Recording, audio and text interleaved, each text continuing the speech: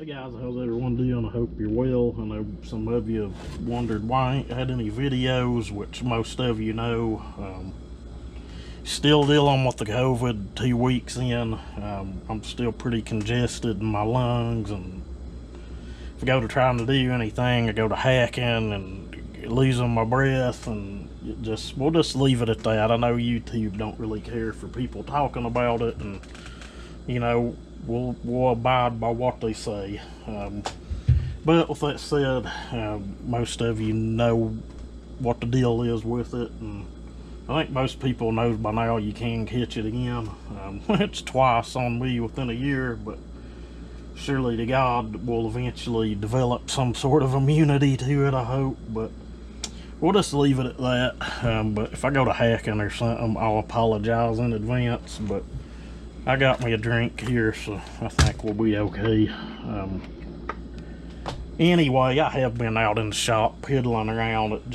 I've had good days and bad days, we'll leave it at that. But I think we're on the road to recovery, but my lungs are gonna take a while to fully recover. Before this whole pandemic deal, believe it or not, you know, I'm a big guy, but we used to go out and do all the local 5K runs, all the, you know, the charity deals and stuff. And, you know, some of them just like on the 4th of July and things. But, you know, back then, we're talking 2 years ago now, I could average 12-minute miles at like 260 pounds. I'm quite some bit heavier than that now, but we're working on it. We'll just leave it at that. But we got a pretty good road to recovery, I think, before we get fully over it. But we'll get to this saw.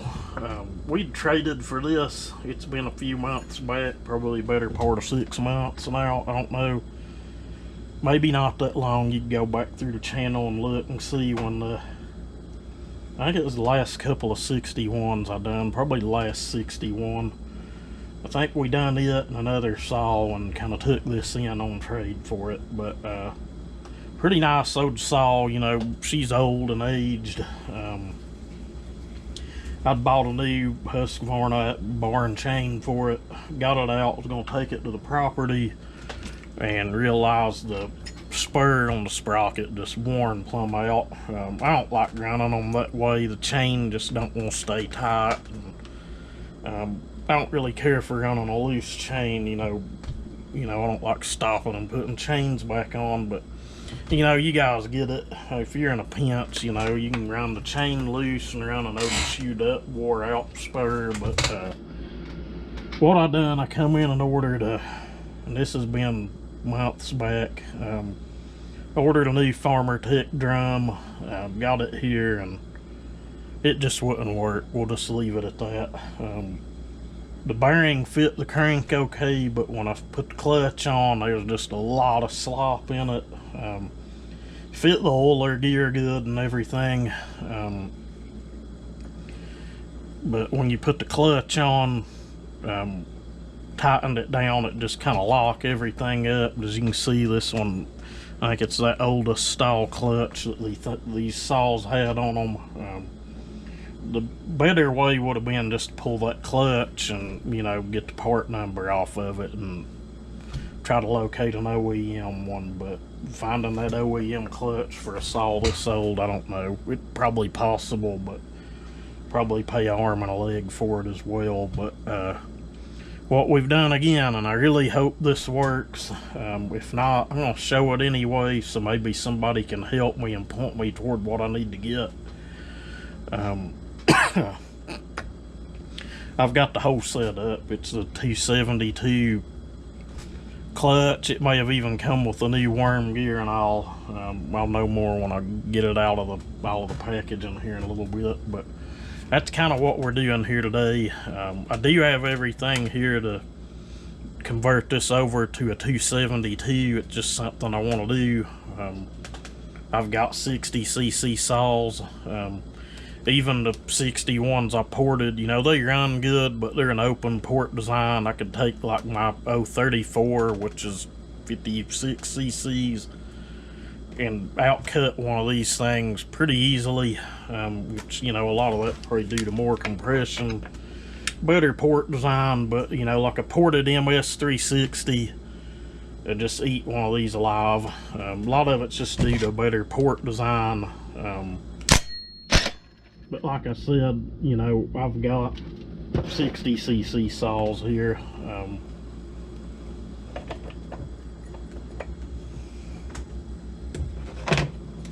Get this off here and give you guys. This is the one that has the bearing that's pre-pressed in. I don't know if this GoPro will look, maybe see down in there, but the grooves that are cut in them things, there the lights hitting it, are cut pretty dang deep. Almost all the way to the bottom of the spur. Just something that happens, you know, over time, just normal wear and tear that we deal with on this stuff. But I'd really like to get this thing out and run it. The piston in it makes a little noise. It don't make the greatest compression in the world. I think the other 3 that I done, I know 2 out of the 3 I put a compression gauge on after we done the base gasket delete. And those saws were around 150 psi before the delete, and I think we ended up with 160 plus after the base gasket delete and cleaning the port up and polishing it. But this one, I think when I checked it, had like 125 psi, but you can kind of tell there she's kind of lazy. But we picked up a 272 top end. I picked up the proper intake boot and the bolts, or the intake block rather. What we're gonna do here first is just hope that the clutch drum and bearing they sent us this time works. I'm not really seeing a worm gear. I thought that this kit may have had one, but you know, who knows, whatever. This video will probably be horrible just due to me still feeling kind of crappy, but you know, whatever. I thought I'd shoot you guys a video anyway while I come out here and piddle around this evening. And we do have a lot of projects lined up. I've been working on that wild thing. Actually ended up buying an aftermarket cylinder. That bearing feels about as shitty as the last one did. I'm just kind of curious, maybe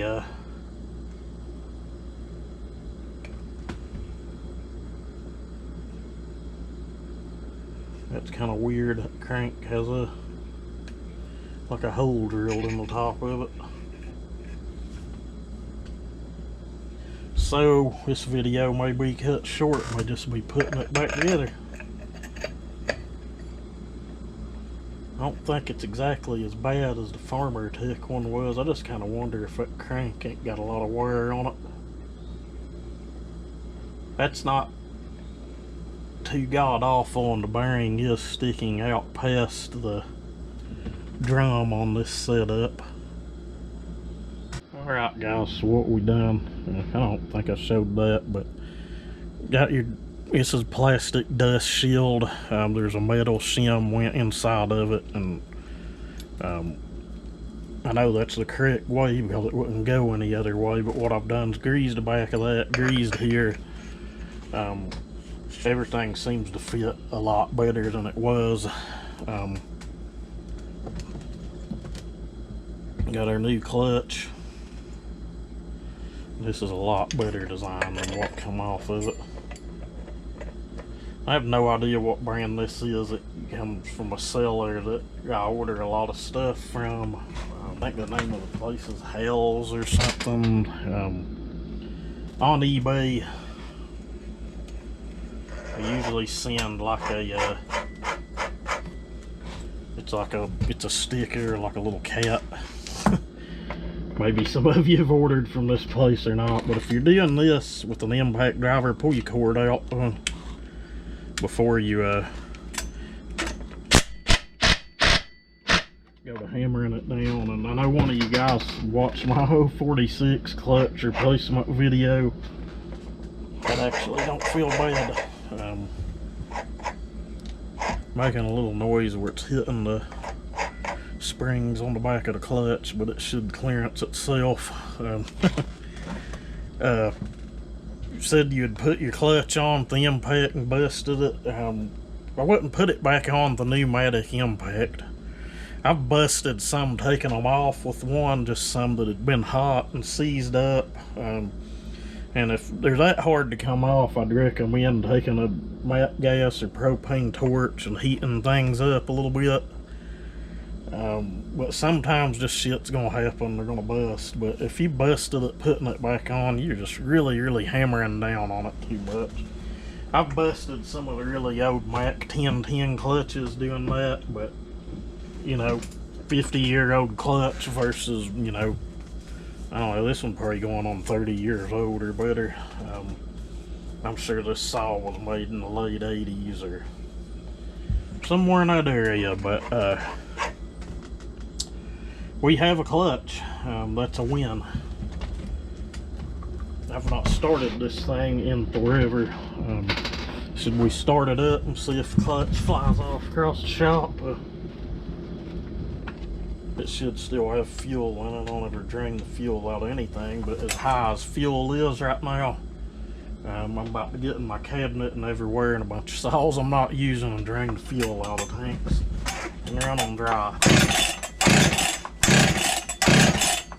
You guys hear that rattle? I think I mentioned it earlier in the video, but if not, this piston makes a lot of noise. But the old saw still starts up and runs good. But if you guys remember my 034, if you go back to that video, she rattled pretty dang bad. It's just the piston skirts get a lot of wear on them, and you know, it is what it is.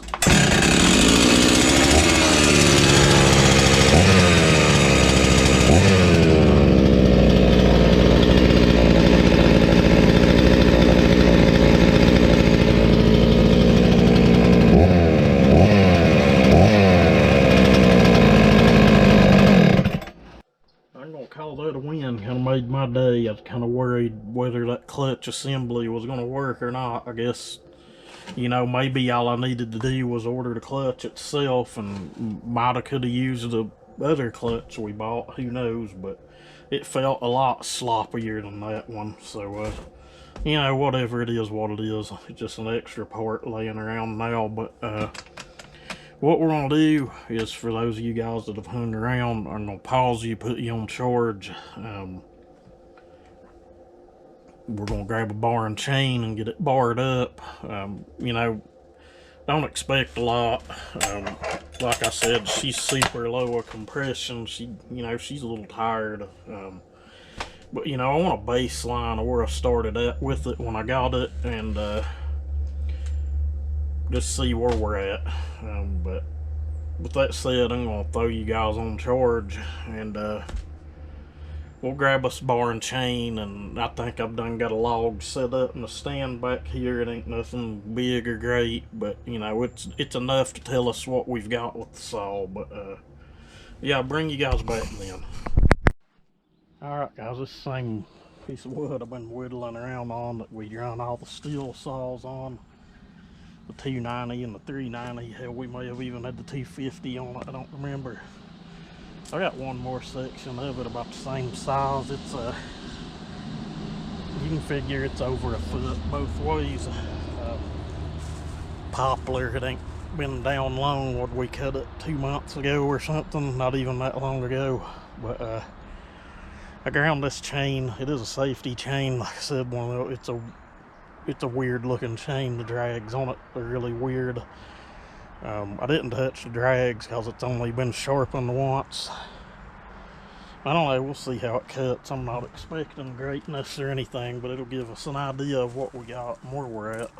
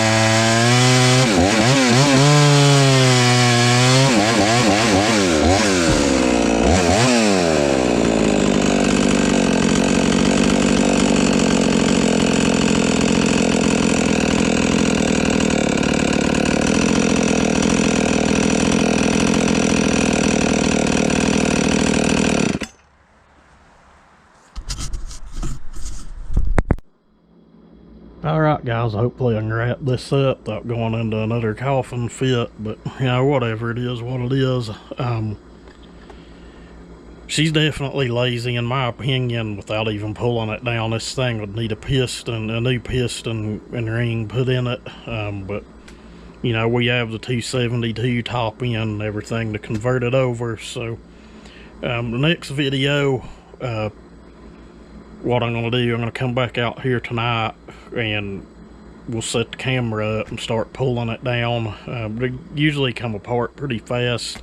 I don't think we'll run into anything, but if I do, you know, whatever, we'll show it. But I'd like to get it down and just see what's going on. I know it's just, you know, normal wear and tear.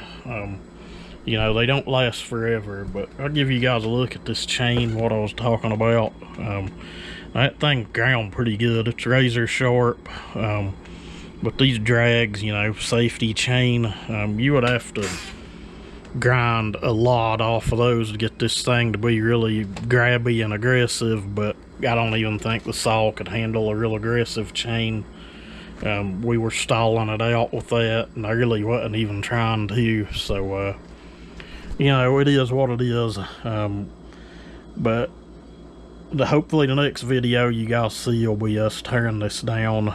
Bad weather tomorrow, so you know, I doubt I'll be in here. I think the high tomorrow's like 30, and generally I don't really work on saws on the weekend anyway, unless it's something I have to do or got something that we ain't doing anyway. But as always, you guys stay safe and y'all have a good one, and you can look forward to that next video.